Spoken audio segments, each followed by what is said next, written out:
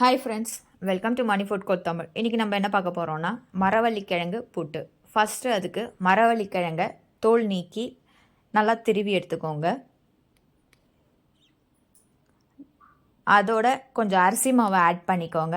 அரிசி மாவு ஏன் ஆட் பண்ணுறேன்னு பார்த்தீங்கன்னா மரவள்ளிக்கிழங்கு ஈரத்தன்மையாக இருக்கும். ஸோ அதனால் அரிசி மாவை மிக்ஸ் பண்ணிக்கோங்க.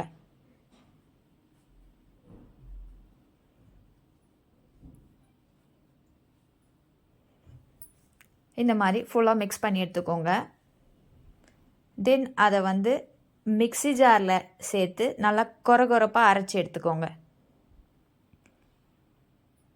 இந்த டிஷ்ஷை நீங்கள் கிட்ஸுக்கு செஞ்சு தரலாம்.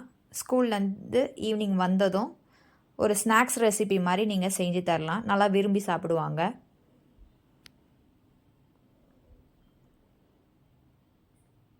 திருவிய தேங்காய் ஒரு டம்ளரில் நெய் ஆட் பண்ணிக்கோங்க. ஃபுல்லாக அப்ளை பண்ணிக்கோங்க.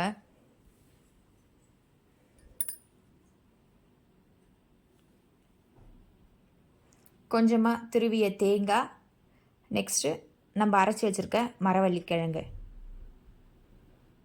இந்த மாதிரி லேயர் பை லேயராக நீங்கள் போட்டுக்கோங்க.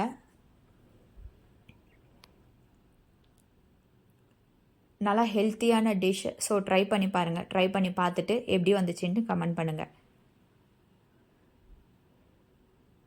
நிறைய பேர் நம்ம சேனலை சப்ஸ்கிரைப் பண்ணாமல் இருக்கீங்க. ஸோ மறக்காமல் சப்ஸ்கிரைப் பண்ணிவிடுங்க.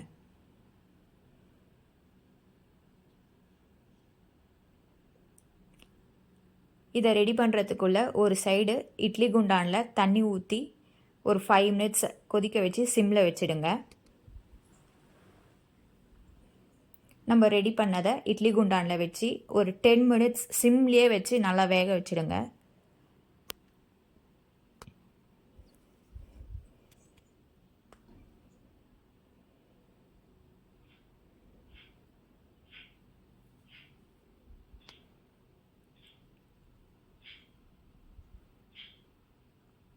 இப்போ பார்த்தீங்கன்னா தெரியும், சாஃப்டியான மரவள்ளிக்கிழங்கு புட்டு ரெடி ஆயிடுச்சு.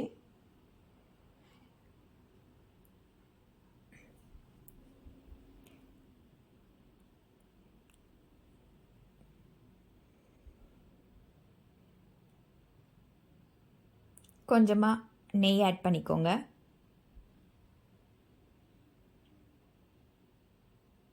முந்திரி கொஞ்சம் ஆட் பண்ணிக்கோங்க.